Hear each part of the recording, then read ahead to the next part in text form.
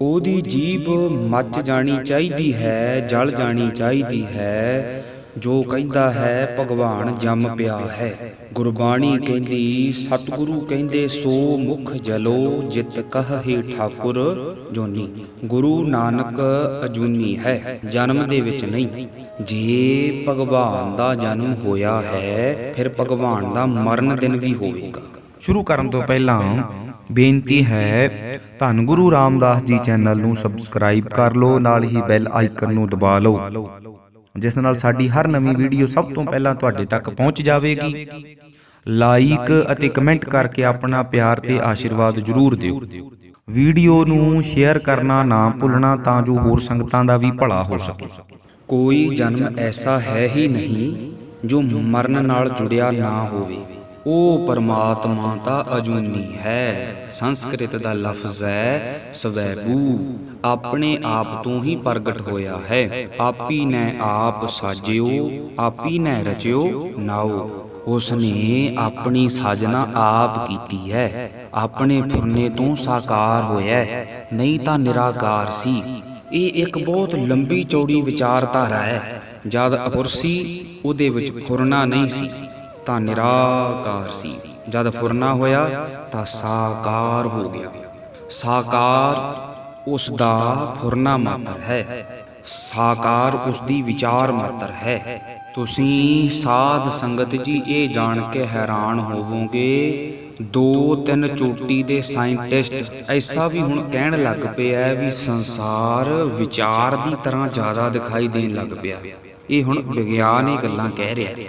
ਸਾਡੇ ਲੋਕਾਂ ਦਾ ਇਹ ਸੁਭਾਅ ਹੈ ਵੀ ਜੇ ਤਾਂ ਮੇਰੀ ਸਮਝ ਵਿੱਚ ਆ ਗਿਆ ਤਾਂ ਉਹ ਹੈ, ਜੇ ਮੇਰੀ ਸਮਝ ਵਿੱਚ ਨਹੀਂ ਹੈ ਤਾਂ ਉਹ ਨਹੀਂ ਹੈ।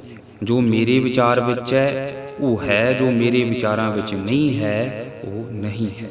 ਜਿਤਨੇ ਮੇਰੇ ਵਿਚਾਰ ਹਨ ਉਨਾ ਹੀ ਸੰਸਾਰ ਹੈ, ਜ਼ਿਆਦਾ ਨਹੀਂ। ਜਿੰਨੀ ਕੋ ਬੰਦੇ ਦੀ ਸਮਝ ਹੁੰਦੀ ਹੈ ਉਨਾ ਕੁ ਉਹਦੇ ਲਈ ਸੰਸਾਰ ਹੁੰਦਾ ਹੈ। ਉਸ ਤੋਂ ਅੱਗੇ ਉਹਦਾ ਕੁਝ ਵੀ ਨਹੀਂ ਹੁੰਦਾ, ਸੋਚ ਹੀ ਨਹੀਂ ਜਾਂਦੀ। ਰੋਮ ਰੋਮ ਵਿੱਚ ਪਰਮਾਤਮਾ ਹੈ, ਜੇ ਮੇਰੀ ਸਮਝ ਵਿੱਚ ਨਹੀਂ ਹੈ ਤਾਂ ਨਹੀਂ ਹੈ। ਜ਼ਰੇ ਜ਼ਰੇ ਵਿੱਚ ਪਰਮਾਤਮਾ ਹੈ, ਜੇ ਮੇਰੀ ਸਮਝ ਵਿੱਚ ਨਹੀਂ ਹੈ ਤਾਂ ਨਹੀਂ ਹੈ। ਪਰਿਵਾਰ ਪਸ਼ੂਆਂ ਦਾ ਵੀ ਹੈ ਪਰ ਸਮਝ ਵਿੱਚ ਨਹੀਂ ਹੈ। ਪਰਿਵਾਰ ਉਹਨਾਂ ਦਾ ਨਹੀਂ ਹੈ। ਨਾਨਕੇ ਦਾਦਕੇ ਸਹੁਰੇ ਪਸ਼ੂਆਂ ਦੇ ਵੀ ਹੈ, ਮਾਂ ਬਾਪ ਉਹਨਾਂ ਦੇ ਵੀ ਹੈ, ਭੈਣ ਭਰਾ ਉਹਨਾਂ ਦੇ ਵੀ ਹੈ। ਪਤੀ ਤੇ ਪਤਨੀ ਦੇ ਰਿਸ਼ਤੇ ਉਹਨਾਂ ਵਿੱਚ ਵੀ ਜੁੜਦੇ ਹਨ, ਪਰ ਸਮਝ ਨਹੀਂ ਹੈ ਤਾਂ ਸਮਝੋ ਨਹੀਂ ਹੈ।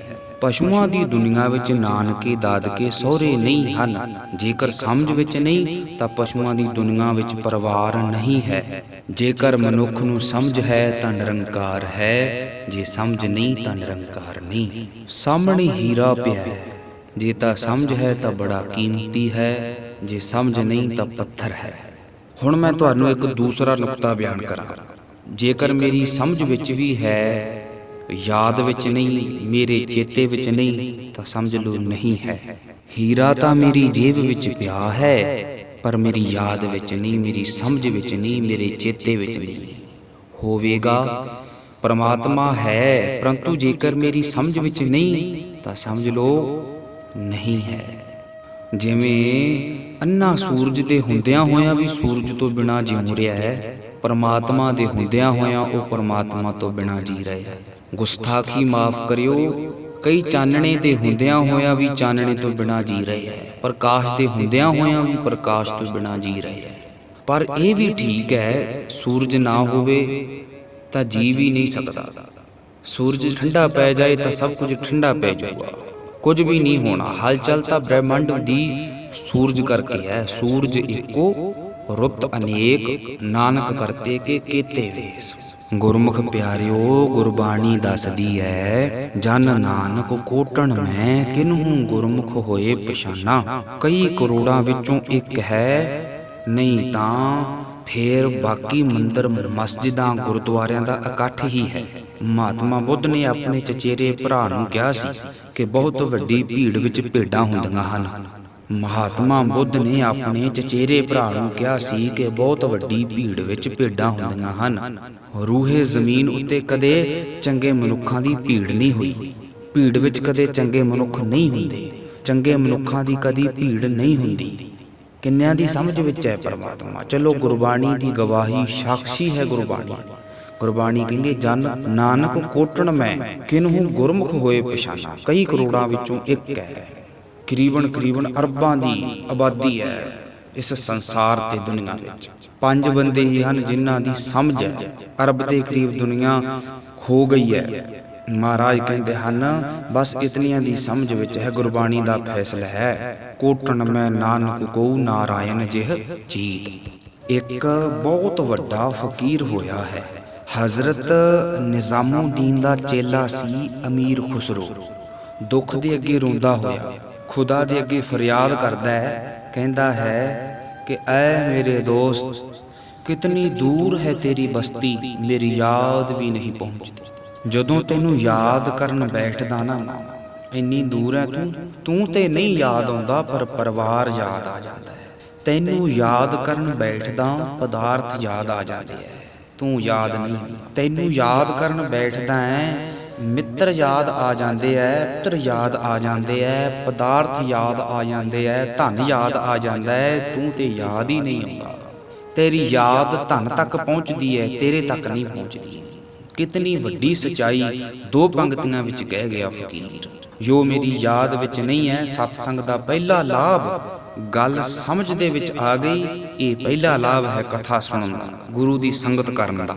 ਗੁਰਦੁਆਰੇ ਆਉਣ ਦਾ ਪਹਿਲਾ ਲਾਭ ਹੈ ਗੱਲ ਸਮਝ ਵਿੱਚ ਆ ਗਈ। ਇੱਕ ਗੱਲ ਸਪਸ਼ਟ ਹੋ ਜਾਂਦੀ ਹੈ ਸਮੱਸਿਆਵਾਂ ਸੰਸਾਰਕ ਹਨ, ਦੁਨਿਆਵੀ ਹਨ। ਅਜੇ ਇਹਨਾਂ ਦੇ ਅੰਦਰ ਧਾਰਮਿਕ ਸਮੱਸਿਆ ਨਹੀਂ ਪੈਦਾ ਹੋਈ ਕਿਉਂਕਿ ਧਰਮ ਦੀ ਸਮਝ ਹੀ ਕੋਈ ਨਹੀਂ, ਪ੍ਰਭੂ ਦੀ ਸਮਝ ਹੀ ਕੋਈ ਨਹੀਂ ਜੀ। ਮੁੰਡੇ ਦਾ ਕੰਮਕਾਰ ਕੋਈ ਨਹੀਂ, ਆਰਥਿਕ ਔਕੜਾਂ ਹਨ, ਇਹ ਤਾਂ ਘਰ ਘਰ ਦੀ ਪਰੇਸ਼ਾਨੀ ਹੈ। ਇਹਨਾਂ ਪਰੇਸ਼ਾਨੀਆਂ ਨੂੰ ਆਪਣੇ ਢੰਗ ਨਾਲ ਹੱਲ ਕਰੋ, ਪਰ ਆਪਣੇ ਅੰਦਰ ਧਾਰਮਿਕ ਸਮੱਸਿਆਵਾਂ ਪੈਦਾ ਹੋਣ ਦਿਓ। ਉਹ ਤਾਂ ਹੀ ਹੋ ਸਕਦਾ ਹੈ ਸਾਧੂ ਕੋ ਮਿਲਨੇ ਜਾਈਏ ਸਾਥ ਨਾ ਲੀਜੈ ਕੋਈ। ਜਦੋਂ ਵੀ ਸਤਸੰਗ ਵਿੱਚ ਜਾਈਏ ਤਾਂ ਸੰਸਾਰ ਦੀ ਕੋਈ ਸਮੱਸਿਆ ਲੈ ਕੇ ਨਾ ਜਾਈਏ, ਬਾਹਰ ਸੁੱਟ ਕੇ ਆਈਏ। ਜਿੱਥੇ ਜੋੜੇ ਰੱਖੇ ਐ ਸਮੱਸਿਆਵਾਂ ਉੱਥੇ ਛੱਡ ਕੇ ਆ ਜਾਇਆ ਕਰੋ, ਫੇਰ ਕਿਤੇ ਜਾ ਕੇ ਖੇਡ ਬਣੇਗੀ। ਮਨੁੱਖ ਸਮੱਸਿਆਵਾਂ ਨਾਲ ਲੈ ਕੇ ਆਉਂਦਾ, ਜਦੋਂ ਇਹ ਸਮੱਸਿਆਵਾਂ ਨਾਲ ਲੈ ਕੇ ਆਉਂਦਾ ਹੈ ਆਊਗਾ ਤਾਂ ਫਿਰ ਸਮਝ ਨਹੀਂ ਪੈਣੀ ਸਮਝ। ਜੋ ਸੰਸਾਰਕ ਸਮੱਸਿਆਵਾਂ ਨੂੰ ਨਾਲ ਲੈ ਕੇ ਗੁਰਦੁਆਰੇ ਜਾਂਦੇ ਆ ਨਾ ਗੁਰਮੁਖ ਪਿਆਰਿਓ, ਤੀਰਥਾਂ ਤੇ ਜਾਂਦੇ ਆ, ਸਾਰੀ ਜ਼ਿੰਦਗੀ ਜਾਂਦੇ ਰਹਿੰਦੇ ਆ। ਯਕੀਨ ਜਾਣਿਓ ਸਾਰੀ ਜ਼ਿੰਦਗੀ ਉਹਨਾਂ ਦੀ ਜ਼ਿੰਦਗੀ ਵਿੱਚ ਪਰਮਾਤਮਾ ਨਹੀਂ ਆਉਂਦਾ ਪਰਮਾਤਮਾ, ਕਿਉਂਕਿ ਧਾਰਮਿਕ ਸਮੱਸਿਆ ਪੈਦਾ ਹੀ ਨਹੀਂ ਹੋਈ। ਜਿਸ ਦਿਨ ਸਮਝ ਆਉਂਦੀ ਹੈ, ਸਮਝ ਦੇ ਆਉਂਦਿਆਂ ਹੀ ਇੱਕ ਪੀੜਾ ਸ਼ੁਰੂ ਹੋ ਜਾਂਦੀ ਹੈ, ਇੱਕ ਦਰਦ ਸ਼ੁਰੂ ਹੋ ਜਾਂਦਾ ਹੈ ਕਿ ਹੇ ਪ੍ਰਭੂ ਤੂੰ ਇਤਨਾ ਮਹਾਨ ਹੈ, ਤੈਥੋਂ ਬਿਨਾਂ ਮੈਂ ਜੀ ਕਿਵੇਂ ਰਿਹਾ।